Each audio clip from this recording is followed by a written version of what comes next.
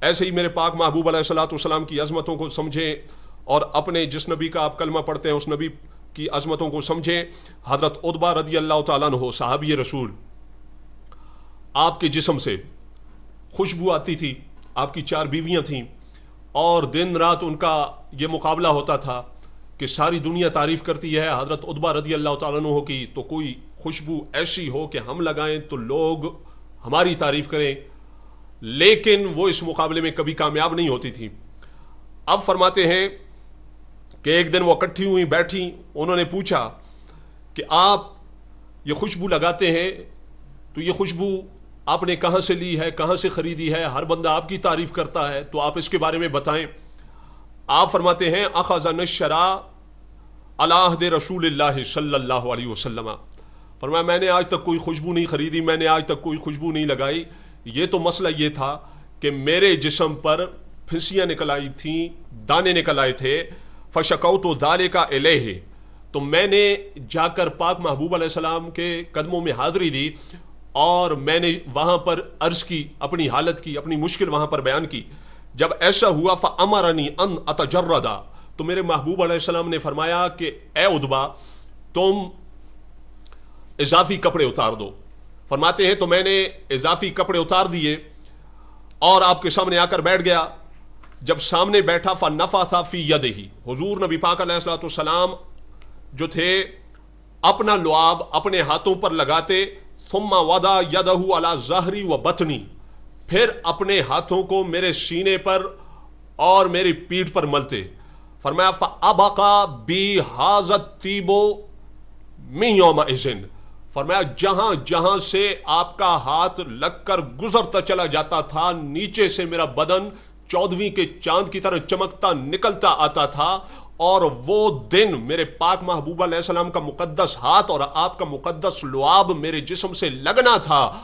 وہ دن اور آج کا دن فرمایا میرے جسم سے یہ خوشبوئیں آتی ہیں۔ تو دیکھو میرے پاک محبوب علیہ الصلوۃ والسلام کا لعاب، جس کو میرے محبوب علیہ الصلوۃ والسلام کا لعاب نصیب ہوا، اللہ تبارک و تعالی نے ان کو یہ عظمتیں عطا فرما دی۔ ایسے ہی ہم دیکھتے ہیں حضرت شاہ ولی اللہ محدث دہلوی رحمۃ اللہ علیہ فرماتے ہیں کہ میرے ابا جی فرمایا کرتے تھے کہ ہمارے استاذی المحترم پر جو بہت اچھے قاری تھے، ان پر کیفیت طاری ہوتی تو وہ مجھے اپنے ساتھ لے کر جنگل میں چلے جایا کرتے تھے، اور جنگل میں جا کر پھر وہ وجد کی کیفیت میں قرآن کی تلاوت کرتے تھے۔ فرمایا ایک دفعہ ایسے ہی ہوا کہ آپ اسی کیفیت میں آنکھیں بند کر کے قرآن کی تلاوت میں مصروف ہیں کہ حضرت شاہ ولی اللہ محدث دہلوی رحمۃ اللہ علیہ فرماتے ہیں کہ میرے ابا جی کہتے ہیں کہ میں نے دیکھا کہ کچھ گھڑ سوار آئے، بڑے بڑے اجسام والے تھے، اور ایک آگے تھا باقی پیچھے تھے، اور نورانی بدن تھے، نقاب کیے ہوئے تھے۔ کچھ دیر کھڑے رہے، اب کچھ دیر کھڑے رہنے کے بعد جو آگے تھا، جو پچھلوں کا سردار نظر آتا تھا، اس نے قریب ہو کر اس نے کہا قاری صاحب آپ جس منہ سے رب تعالیٰ کا یہ پاک کلام پڑھتے ہیں، اللہ آپ کا یہ منہ سلامت رکھے۔ یہ کہہ کر وہاں سے چل دیے۔ فرماتے کچھ دیر گزری تو ایک اور گھڑ سوار آیا، ویسی وضاقت تھی، خوشبودار نورانی بدن تھا۔ جب قریب آیا تو کہنے لگا کہ مجھ سے پہلے یہاں کچھ لوگ آئے تھے، مجھ سے پوچھا تو فرماتے ہیں کہ میں نے کہا کہ ہاں کچھ لوگ آئے تھے، ایک آگے تھا کچھ پیچھے تھے، وہ جو آگے تھا وہ پچھلوں کا سردار نظر آتا تھا۔ ایسے کھڑے ہوئے، پھر دعا کی، پھر چلے گئے۔ تو وہ جو بعد میں آیا اس نے کہا کہ میں فلاں صحابی رسول ہوں، میں فلاں صحابی رسول ہوں، اور وہ جن کے بارے میں تم کہہ رہے ہو کہ وہ پچھلوں کا سردار نظر آتا تھا، وہ صرف پچھلوں کا سردار نہیں بلکہ وہ اس پوری کائنات کا سردار تھا، وہ اللہ کا محبوب حضور نبی پاک صاحب لولا ختم الرسل مولا کل احمد مجتبی حضرت محمد مصطفیٰ صلی اللہ علیہ وسلم کی ذات اقدس تھی۔ اور جو فرمایا اس قاری کے قرآن کی تلاوت کو سننے کے لیے یہاں پر جلوہ فرما ہوئے تھے۔ تو دیکھیے عزیزان محترم اور اے غلامان محمد کہ آپ جس نبی کا کلمہ پڑھتے ہیں، اللہ تبارک و تعالیٰ نے ان کو کتنی عظمتیں اور کتنی رفتیں عطا فرمائی ہیں کہ آج بھی اگر ان کا غلام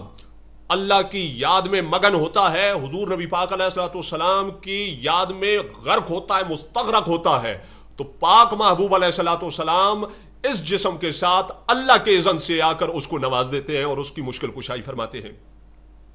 ایسے ہی ہم دیکھتے ہیں حضرت علامہ تفتزانی رحمہ اللہ تعالیٰ عنہ آپ کی ذات اقدس کو، آپ کے بارے میں لکھا گیا کہ آپ جب بچپن تھا، آپ کا طالب علمی کا دور تھا، آپ کا ذہن بڑا کمزور تھا، جو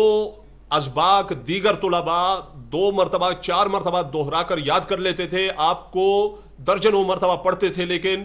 وہ ذہن نشین نہیں ہوتا تھا۔ اس وجہ سے آپ نے باہر جانے سے اور لڑکوں کے ساتھ گھومنے پھرنے سے اور چھٹی کے وقت بھی باہر نکلنے سے اپنے آپ پر بین لگا رکھا تھا کہ باہر جاؤں گا تو میرا ذہن جو ہے یہ مزید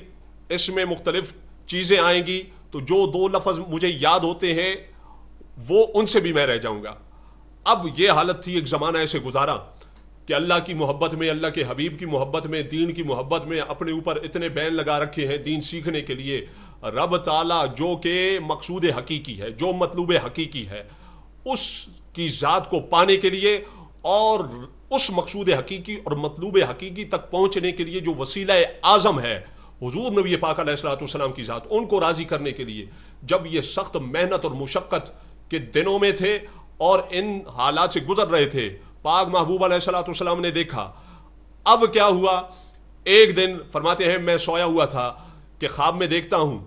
کہ ایک ساتھی آتا ہے اور کہتا ہے تفتزانی باہر نکلتے ہیں، جنگل کی طرف جاتے ہیں۔ تو میں نے کہا خواب کے عالم میں بھی کہ نہیں، میرا ذہن کمزور ہے، اگر میں باہر جاؤں گا تو یہ جو کچھ لفظ مجھے یاد ہوتے ہیں میں ان سے بھی رہ جاؤں گا۔ فرماتے ہیں کچھ دیر گزری، وہ پھر آتا ہے، مجھے کہتا ہے، میں پھر وہی جواب دیتا ہوں، تیسری مرتبہ پھر آتا ہے، کہتا ہے، تو تیسری مرتبہ وہ طالب علم کہتا ہے تفتزانی میں جو بار بار آ کر تمہیں کہہ رہا ہوں بیابان کی طرف جاتے ہیں، جنگل کی طرف جاتے ہیں، تو میں یوں ہی تمہیں نہیں کہتا، مجھے کوئی ہستی ہے جو یہ کہہ کر بھیجتی ہے کہ جاؤ اور تفتزانی کو بلا کر لاؤ، اور میں تمہیں بتاؤں کہ وہ ہستی کون ہے جو مجھے بھیجتی ہے۔ کہتے ہیں مجھے خواب میں اس طالب علم نے بتایا کہ وہ تیرے میرے نبی جن کا ہم کلمہ پڑھتے ہیں، حضرت محمد مصطفیٰ احمد مجتبیٰ صلی اللہ علیہ وآلہ وسلم کی ذات اقدس ہے۔ فرماتے ہیں جب میں یہ سنتا ہوں تو میرے پاؤں کے نیچے سے زمین نکل جاتی ہے، عجیب حالت ہوتی ہے۔ اب میں اٹھتا ہوں، میں دوڑتا ہوں، میں چیختے چلاتے برہنہ پا جنگل کی طرف دوڑتا ہوں۔ جب اس بیابان میں پہنچتا ہوں تو دیکھتا ہوں برگد کا درخت ہے، اس کے نیچے میرے محبوب علیہ الصلوۃ والسلام جلوہ فرما ہے، اور آپ کے پیچھے آپ کے 4 یار بھی جلوہ فرما ہے۔ اب جب میں قریب ہوتا ہوں تو محبوب علیہ الصلوۃ والسلام پوچھتے ہیں تفتزانی بار بار تمہارے لیے جواب بھیجتے رہے اور